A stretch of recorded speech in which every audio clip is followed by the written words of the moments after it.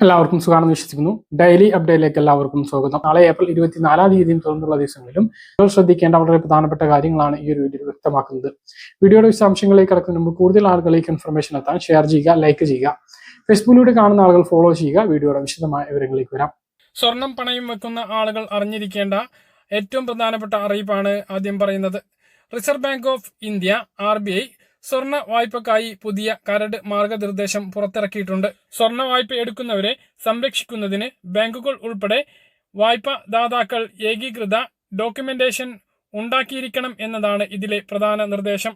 സ്വർണ്ണ വായ്പയ്ക്ക് ഈടായി നൽകുന്ന സ്വർണത്തിന്റെ ഭാരം, പരിശുദ്ധി മുതലായവ നിർണ്ണയിക്കാൻ സഹായിക്കുന്ന ഏകീകൃത മാനദണ്ഡം ബാങ്കുകളും മറ്റ് ഇതര ധനകാര്യ സ്ഥാപനങ്ങളും NBFCകളും ഉറപ്പാക്കണം എന്നും അറിയിച്ചിട്ടുണ്ട്. വായ്പാദാതാക്കളുടെ എല്ലാ ശാഖകളിലും ഈ നടപടിക്രമം ഒരുപോലെ നടപ്പിലാക്കണം എന്നും അറിയിപ്പിൽ വ്യക്തമാക്കുന്നു. പുതിയ മാർഗനിർദ്ദേശങ്ങൾക്ക് അനുസൃതമായി തയ്യാറാക്കിയ എല്ലാ നടപടികളുടെയും വിശദാംശങ്ങൾ ഉപഭോക്താക്കൾ എളുപ്പത്തിൽ മനസ്സിലാക്കുന്നതിനായി ബാങ്കിന്റെ വെബ്സൈറ്റിൽ പ്രദർശിപ്പിക്കാൻ റിസർവ് ബാങ്ക് ആലോചിക്കുന്നുണ്ട് എന്ന് PTI ഇപ്പോൾ റിപ്പോർട്ട് ചെയ്തിട്ടുണ്ട്. വായ്പ എടുത്തിട്ടുള്ള വ്യക്തിയുടെ സാന്നിധ്യത്തിൽ മാത്രമേ സ്വർണത്തിന്റെ മൂല്യം നിർണ്ണയിക്കാൻ പാടുള്ളൂ എന്നും ഇതിൽ വ്യക്തമാക്കുന്നു. പരിശോധന നടപടിക്രമത്തിന്റെ ഭാഗമായി ആഭരണങ്ങളിൽ പതിച്ചിട്ടുള്ള കല്ലിന്റെ ഭാരം, അത് ഇളക്കി മാറ്റുമ്പോൾ വരുന്ന തൂക്കത്തിലെ കുറവ് എന്നിവയും വായ്പക്കാരനോട് വിശദമാക്കുകയും നൽകേണ്ട സർട്ടിഫിക്കറ്റിൽ ഈ വിശദാംശങ്ങൾ ഉൾപ്പെടുത്തുകയും ചെയ്യണം. വായ്പ അനുവദിക്കുമ്പോൾ ഈടാക്കി നൽകിയ സ്വർണത്തെക്കുറിച്ചുള്ള വിവരങ്ങളും സ്വർണത്തിന്റെ മൊത്തം മൂല്യവും വായ്പാ കരാറിൽ ഉൾപ്പെടുത്തിയിരിക്കണം എന്നത് പുതിയ നിർദ്ദേശത്തിൽ ഉള്ള പ്രധാനപ്പെട്ട കാര്യമാണ്. മാത്രമല്ല, വായ്പ തിരിച്ചടക്കാതെ സ്വർണം ലേലത്തിൽ വെക്കേണ്ടി വന്നാലുള്ള ലേല പ്രക്രിയയെക്കുറിച്ചും ലേലത്തിൽ പോകുന്നതിന് മുമ്പ് പണം സെറ്റിൽമെന്റിൽ എത്താൻ വായ്പക്കാരന് ലഭിക്കുന്ന സമയപരിധി തുടങ്ങിയ കാര്യങ്ങളും കരാറിൽ ഉണ്ടായിരിക്കണം. ഉപയോക്താക്കളുമായുള്ള എല്ലാ ആശയവിനിമയങ്ങളും പ്രാദേശിക ഭാഷയിലോ അല്ലെങ്കിൽ വായ്പക്കാരൻ നിർദ്ദേശിക്കുന്ന ഭാഷയിലോ ആയിരിക്കണം. ഉപയോക്താവിന് കരാർ രേഖ വായിക്കാൻ അറിയില്ല എങ്കിൽ ഒരു സാക്ഷിയെ മുൻനിർത്തി ഇതിലെ സുപ്രധാന കരാറുകളെക്കുറിച്ച് വിശദമാക്കി നൽകേണ്ടതുമാണ്. ആധാർ കാർഡുള്ളവർക്കെല്ലാം ആശ്വാസമായിക്കൊണ്ട് ആധാർ കാർഡിന്റെ ഒറിജിനലും ഫോട്ടോസ്റ്റാറ്റും ഇനി മുതൽ കയ്യിൽ കൊണ്ട് നടക്കേണ്ടി വരും. ഇനി ഡിജിറ്റലായി സൂക്ഷിക്കാം. ഇതിനായി ഫേസ് ID ഒതന്റിക്കേഷനുള്ള പുതിയ ഡിജിറ്റൽ ആധാർ ആപ്പുമായി എത്തിയിരിക്കുകയാണ് കേന്ദ്ര സർക്കാർ. ആപ്പ് ഇൻസ്റ്റാൾ ചെയ്യുന്നതിനായി ഒറിജിനൽ ആധാർ കാർഡോ ആധാർ കാർഡിന്റെ ഫോട്ടോ കോപ്പിയോ നൽകേണ്ടതില്ല. പകരം ഉപയോക്താക്കൾക്ക് എപ്പോൾ വേണമെങ്കിലും ഫേസ് സ്കാൻ ഉപയോഗിച്ച് ഒതന്റിക്കേഷൻ നടത്താൻ കഴിയും. ബാങ്കിന്റെ ആവശ്യങ്ങൾ, സിം കാർഡ് ആക്ടിവേഷൻ, തിരിച്ചറിയൽ പരിശോധന എന്നിവയ്ക്കായി ഇനി വേഗത്തിൽ ഫേസ് റെക്കഗ്നേഷൻ വഴി ആധാർ വിവരങ്ങൾ നൽകാൻ കഴിയും. ഫേഷ്യൽ റെക്കഗ്നേഷൻ ഉൾപ്പെടുത്തി ആധാർ ആപ്പ് UIDAI ഇതിനകം തന്നെ പുറത്തിറക്കിയിട്ടുണ്ട്. സ്വകാര്യതയും സുരക്ഷതയും ഒന്നിച്ച് ഉറപ്പാക്കുന്നതിനോടൊപ്പം ഐഡന്റിറ്റി വെരിഫിക്കേഷൻ എളുപ്പമാക്കുക എന്നതുകൂടി ഇതിന്റെ ലക്ഷ്യമാണ്. ഉപയോക്താക്കൾക്ക് ഇനി മുതൽ ആധാർ വെരിഫിക്കേഷനായി OTPകൾ, വിരലടയാളങ്ങൾ അല്ലെങ്കിൽ സ്കാനിംഗ് എന്നിവ ചെയ്യേണ്ടി വരില്ല എന്നുള്ളതാണ് ഇതിന്റെ ഏറ്റവും പ്രധാനപ്പെട്ട പ്രത്യേകത. ഈ പുതിയ Aadhaar face ID authentication feature ഉപയോഗിക്കുന്നതിനായി ഉപയോക്താക്കൾ ആധാർ ആപ്പ് ഡൗൺലോഡ് ചെയ്യുകയോ നിലവിൽ ആപ്പ് ഉപയോഗിക്കുന്നവർ അപ്ഡേറ്റ് ചെയ്യുകയോ ചെയ്യണം. പിന്നീട് രജിസ്ട്രേഷൻ നടപടികൾ പൂർത്തിയാക്കുമ്പോൾ ആപ്പ് വഴി നമ്മുടെ ചിത്രം എടുക്കുകയും ഐഡന്റിറ്റി സ്ഥിരീകരിക്കുന്നതിനായി ആധാർ ഡാറ്റാബേസ് പരിശോധിക്കുകയും ചെയ്യും. ആധാർ വിവരങ്ങൾ സുരക്ഷിതമാക്കാൻ കൂടിയാണ് ഈ പ്രോസസ്. കൂടാതെ ഇലക്ട്രോണിക് ആധാർ കാർഡിൽ വെരിഫിക്കേഷൻ ചെയ്യുന്നതിനായി QR കോഡും ഇതിലുണ്ട്. ഇതുവഴി സ്കാനിംഗ് എളുപ്പമാക്കാൻ സാധിക്കും. വ്യാജ ആധാറുകൾ നിർമ്മിക്കുന്നതും വിവരങ്ങൾ ദുരുപയോഗം ചെയ്യുന്നതും തടയുക എന്നതും ഈ ആപ്പിന്റെ പ്രധാനപ്പെട്ട ലക്ഷ്യമാണ്. എല്ലാ വീടുകളിലും പുരപ്പുറ സോളാർ നിർബന്ധമാക്കുന്ന വ്യവസ്ഥ വരുന്നു. കടുത്ത വൈദ്യുതി പ്രതിസന്ധിക്ക് പരിഹാരമാകാനാണ് KCBയുടെ നീക്കം. അതായത് പുരപ്പുറ സോളാർ വൈദ്യുതി വ്യാപകമാക്കാൻ ഒരുങ്ങി കേരളം. മാസം 500 യൂണിറ്റിന് മുകളിൽ വൈദ്യുതി ഉപയോഗിക്കുന്ന വീടുകളിൽ പുരപ്പുറ സോളാർ നിർബന്ധമായും സ്ഥാപിക്കണമെന്ന് ചട്ടം കൊണ്ടുവരാനാണ് ഉദ്ദേശിക്കുന്നത്. 2025 കരട് വൈദ്യുതി നയത്തിലാണ് ഇക്കാര്യം ശുപാർശയായി വന്നിട്ടുള്ളത്.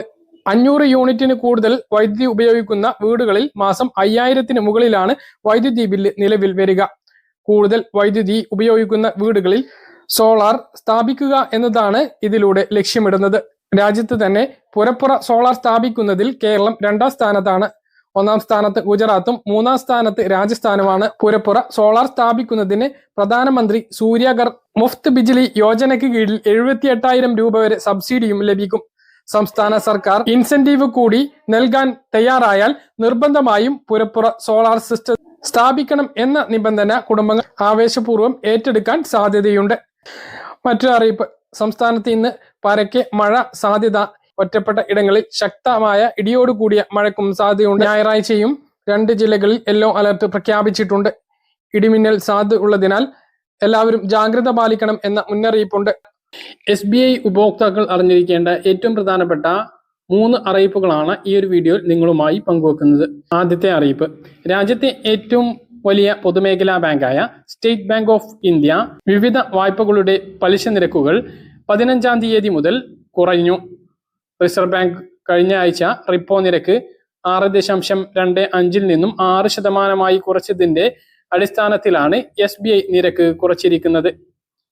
15-ാം തീയതി മുതൽ നിരക്ക് പ്രാബല്യത്തിൽ വന്നിട്ടുണ്ട്. Repo linked loan rate RLLR അനുസരിച്ച് വായ്പകൾക്ക് അനുസരിച്ച് പൊതുവെ 25 അടിസ്ഥാന പോയിന്റ് വീതമാണ് കുറച്ചിരിക്കുന്നത്. ബാങ്കിന്റെ RLLR 8.50% നിന്നും 8.25% കുറച്ചിട്ടുണ്ട്. കാലങ്ങൾക്ക് ശേഷമാണ് വായ്പാ നിരക്കിൽ ഇത്തരമൊരു കുറവ് ലഭിക്കുന്നത്. ഇത് ഭവന വാഹന വായ്പകൾ എടുത്തിട്ടുള്ളവർക്ക് ആശ്വാസമേകും. അതുപോലെ തന്നെ ബാങ്ക് നിക്ഷേപങ്ങളുടെ പലിശ നിരക്ക് കുറയും എന്ന ആശങ്കയും ഉണ്ട്. തിരഞ്ഞെടുത്ത FD നിരക്കുകൾ 10 അടിസ്ഥാന പോയിന്റ് കുറയും. 1 വർഷം മുതൽ 3 വർഷം വരെ കാലയളവ് നിക്ഷേപങ്ങൾക്കാണ് നിരക്കിലെ കുറവ് ഇപ്പോൾ ബാധകമാകുക. സാധാരണക്കാരുടെയും മുതിർന്ന പൗരന്മാരുടെയും നിക്ഷേപങ്ങളെ ഇത് ബാധിക്കും. സാധാരണ നിക്ഷേപകരുടെ 1 വർഷത്തിന് മുകളിൽ 2 വർഷത്തിന് താഴെയുള്ള നിക്ഷേപങ്ങളുടെ പലിശ നിരക്ക് 6.80% നിന്നും 6.70% കുറച്ചിട്ടുണ്ട്. 2 മുതൽ 3 വർഷത്തിന് താഴെയുള്ള നിക്ഷേപങ്ങൾക്ക് 7% നിന്നും 6.90% കുറച്ചു. മുതിർന്ന പൗരന്മാർക്ക് 1 വർഷത്തിന് മുകളിലും 2 വർഷത്തിന് താഴെയും കാലയളവിലുള്ള നിക്ഷേപത്തിന് 7.30% നിന്നും 7.20% കുറച്ചു. 2 മുതൽ 3 വർഷത്തിന് ഇടയിലുള്ള നിക്ഷേപങ്ങൾക്ക് 7.50% നിന്നും 7.40% കുറച്ചിട്ടുണ്ട്. സാധാരണ നിക്ഷേപകർക്ക് ഏറ്റവും ഉയർന്ന പലിശ ലഭിക്കുന്ന 441 ദിവസത്തെ കാലയളവിലുള്ള അമൃത വൃഷ്ടി നിക്ഷേപത്തിന്റെ പലിശ 20%. 7.25% ഇത് 7.05% മുതിർന്ന പൗരന്മാർക്ക് പലിശ നിരക്ക് 7.75% നിന്നും 7.55% കുറച്ചിട്ടുണ്ട്. SBIയുടെ ATM ഉപയോഗിക്കുന്നതിനുള്ള പുതുക്കിയ ചാർജ് പ്രഖ്യാപിച്ചിട്ടുണ്ട്. 1 ലക്ഷം രൂപ വരെ പ്രതിമാസ ബാലൻസ് അക്കൗണ്ടിൽ നിലനിർത്തുന്ന ഉപഭോക്താക്കൾക്ക് SBI ഡൽഹി, കൊൽക്കത്ത, മുംബൈ, ചെന്നൈ, ബാംഗ്ലൂരു, ഹൈദരാബാദ് എന്നിവിടങ്ങളിലെ ATMകളിൽ 5 സൗജന്യ ATM ഇടപാടുകൾ അനുവദിക്കും. മറ്റ് ബാങ്കുകളുടെ ഇടപാടുകളിൽ 3 സൗജന്യ ഇടപാടുകളും അനുവദിക്കും. ശേഷം ഇടപാടിന്റെ രീതിയും ATMനെയും ആശ്രയിച്ച് സൗജന്യ പരിധിക്കപ്പുറമുള്ള ഇടപാടുകൾക്ക് 5 മുതൽ 20 രൂപ വരെ ഈടാക്കും. സൗജന്യ പരിധിക്കപ്പുറമുള്ള ബാങ്കിന്റെ അതായത് SBIയുടെ തന്നെ ATMൽ നിന്നും പണം പിൻവലിക്കാൻ 10 രൂപ അധികം ഈടാക്കും. സൗജന്യ പരിധി കഴിഞ്ഞ് മറ്റ് ബാങ്കുകളുടെ ATMകൾ ഉപയോഗിക്കുമ്പോൾ ഇടപാടിൽ 20 രൂപ അധികം ഈടാക്കും. അക്കൗണ്ട് ബാലൻസ് പരിശോധിക്കുന്നതിന് SBI സ്വന്തം ATMകളിൽ നിന്ന് 5 രൂപയും മറ്റ് ബാങ്കുകളുടെ ATMൽ നിന്ന് 8 രൂപയും ഈടാക്കും. ATMലെ രാജ്യാന്തര ഇടപാടുകൾക്ക് ഇടപാട് തുകയുടെ 3.5% പുറമെ 100 രൂപയും അധികം ഒരാളുടെ അക്കൗണ്ടിൽ മതിയായ ബാലൻസ് ഇല്ലാതിരിക്കുകയും ആ ബാലൻസ് ഇല്ലാത്ത ATM കാർഡ് ഉപയോഗിച്ച് ഇടപാടുകൾ നിരസിക്കുകയും ചെയ്താൽ അതിന് 20 രൂപ ഫൈൻ ഈടാക്കും. അപ്പോൾ ഇതാണ് ATMവുമായി ബന്ധപ്പെട്ടിട്ടുള്ള ചാർജ്. ഇനി മിനിമം ബാലൻസ് സൂക്ഷിക്കേണ്ടതുമായി ബന്ധപ്പെട്ട അറിയിപ്പ് നമ്മൾ വിവിധ വീഡിയോകളിലൂടെ പറഞ്ഞിട്ടുണ്ട്. അപ്പോൾ SBI അക്കൗണ്ട് ഉള്ള ആളുകൾ നിങ്ങളുടെ ബാങ്കുമായി ബന്ധപ്പെട്ട് എത്രയാണോ നിങ്ങളുടെ അക്കൗണ്ടിൽ മിനിമം ബാലൻസ് സൂക്ഷിക്കേണ്ടത് എന്ന് അന്വേഷിച്ച് ആ കാര്യം ചെയ്യാൻ വേണ്ടിയിട്ട് ശ്രദ്ധിക്കുക. പറഞ്ഞ കാര്യങ്ങൾ കൃത്യമായിട്ട് മനസ്സിലാണെന്ന് കരുതുന്നു. ഇതുപോലെ ഇൻഫർമേഷൻ ലഭിക്കാൻ ചാനൽ സബ്സ്ക്രൈബ് ചെയ്യുക, ബെല്ലൈക്കൺ എനേബിൾ ചെയ്ത് വെക്കുക. മറ്റൊരു വീഡിയോ നമുക്ക് വീണ്ടും കാണാം. ഇതുവരെയും ബൈ.